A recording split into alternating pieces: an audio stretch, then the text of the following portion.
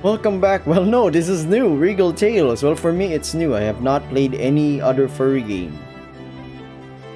Other than the first 2 or 3 games that I played. Not gonna lie.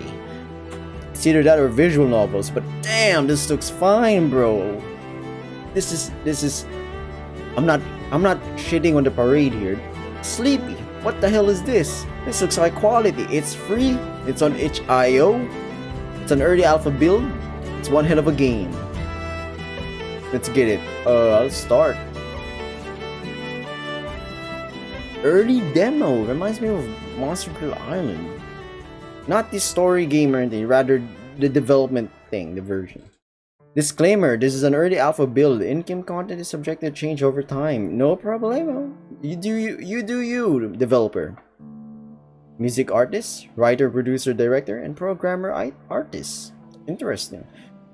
Shh, it's okay. I'm here, my child. You have a big day today, being the birthday boy and all. If this person speaking is a woman, Sleepy ain't gonna do a woman's voice. Sorry, my voice, I don't have that vocal range. You have a lot of fight for a boy your age. There. You can rest, my boy. The party will wait just for you. Is this The Witcher? You're still too young to understand. But I feel you would... I'm sorry about that. But I feel you should know the face of your mother on this day. It's his father. Ooh, actual decisions? I want to look over the edge. I want to look at the Grand Kingdom. I think that's a kingdom. Ah, what a beautiful day. See down there, my son? That's all for you. I can't remember time I heard so much laughter and cheer like today. What a blessed day indeed. I hope my voice is being heard. Now I want to look at the statue. A large golden lioness statue oversees the city view from the garden. Her right leg is arched up with her long right arm resting on it. Her left leg is stretched out with her tail and left arm resting beside it. It's a cool statue. Look, Nadja. It's your son's birthday, already a year old. Is that my mummy? Yeah. Here's her mother, my boy. So great and powerful she was. She'd never let you go with that monstrous grip of hers. You're probably too young to understand it all, but it only feels right to tell you who your mother was. What she was to all the people she inspired in the past. Her loving memory is the only gift she can give you today, my son. If only fate hadn't been so cruel. I wish it didn't take a war for us to find each other, but it did. Sorry about the background noise. And she nearly killed me when we first met, if you can believe it. The war of ours. Oh god, my voice can't be heard, bro. I'm up. Before your mother helped I'm gonna just go full on sleepy voice right here. Before your mother helped bring an end to the war, this world was nothing but a slaughterhouse, fuel for both riches and for power. Not much different from the modern day, huh? In the days before, each neighboring nation was at rope ends with one another, favoring their kin over others. It was only through a strict trade route that we were kept in check. Until that bloody day. So it looks like we could all see it, right? It's split up between 5 kingdoms. The Valar Empire, the Weasel Kingdom, Rigord or Regard Fortress, Holy Kingdom, and the Sharksara. Well, I messed it up. The very mountains that divided our lands spewed fire from their peaks. All routes we all depended on were lost and up in smoke. The lands around them shattered like glass and tore apart everything we had built. Panic took hold of everyone's minds, both king and commoner alike. It didn't take long for riots to break out, for leaders to lash out to one another and deem their coming actions right. So now it's a matter of supplies that's the problem. The money or the net flow income, I don't know if I'm saying that correctly, has been cut off, and supplies from other kingdoms has been cut off. So now it's a matter of a war on resources.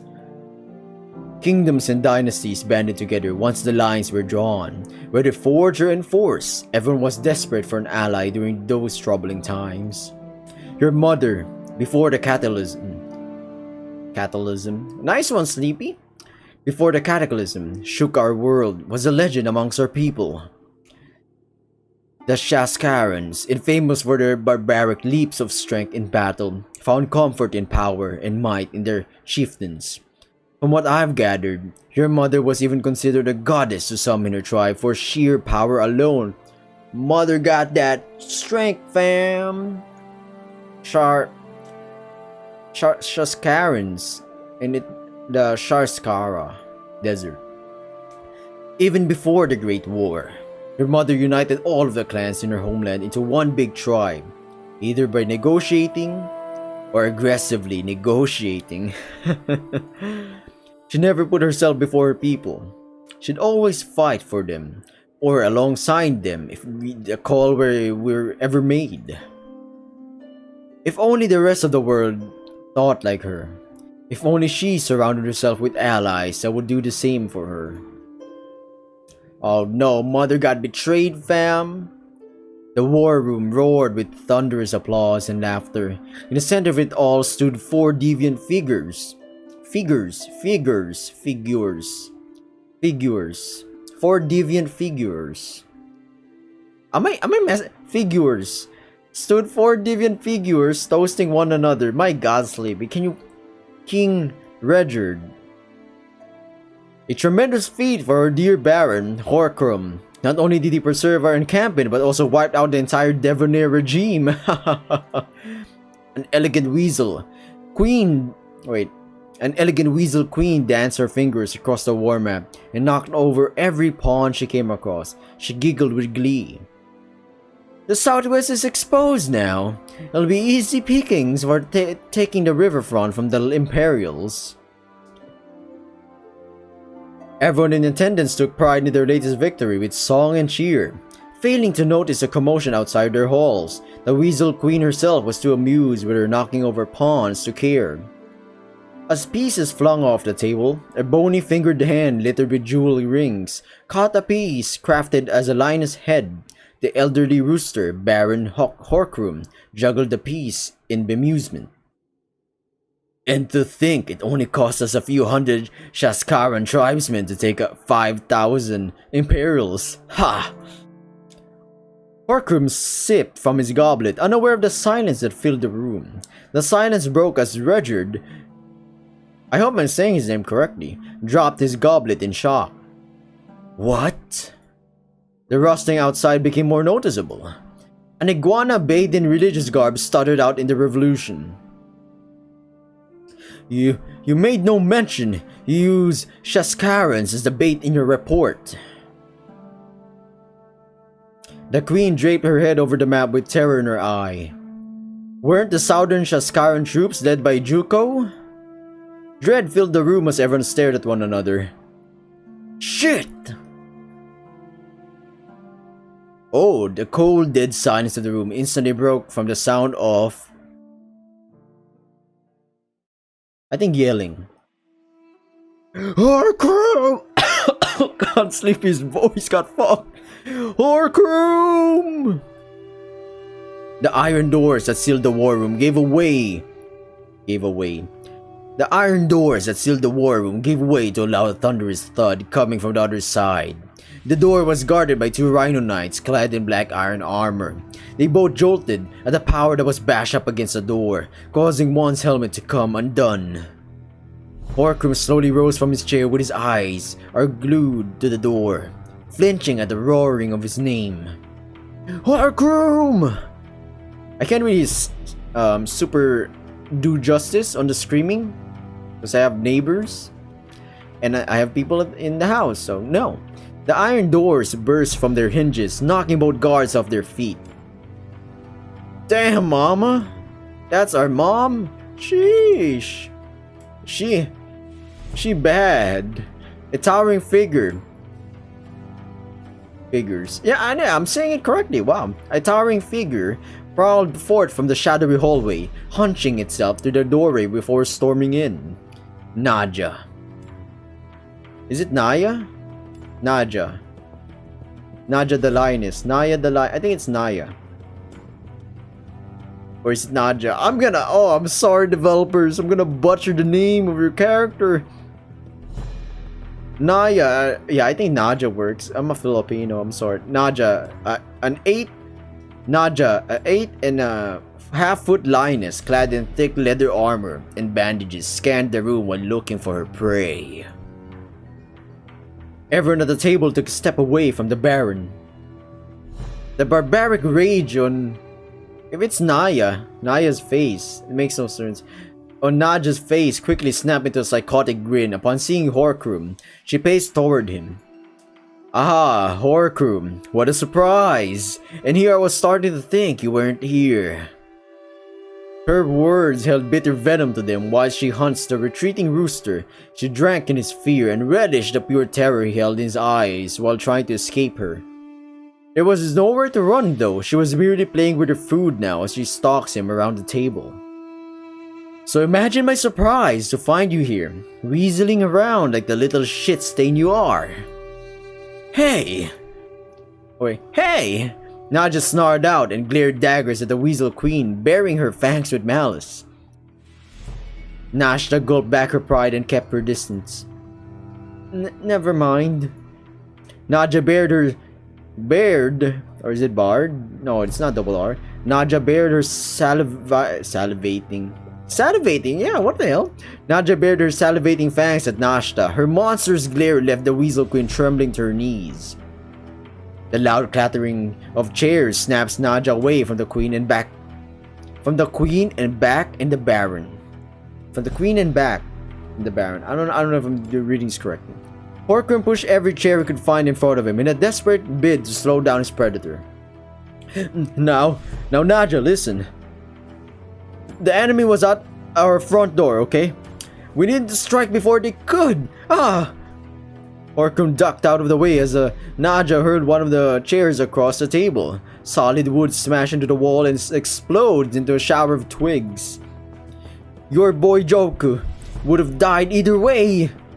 It's a sad truth to know even he can be casualty of war.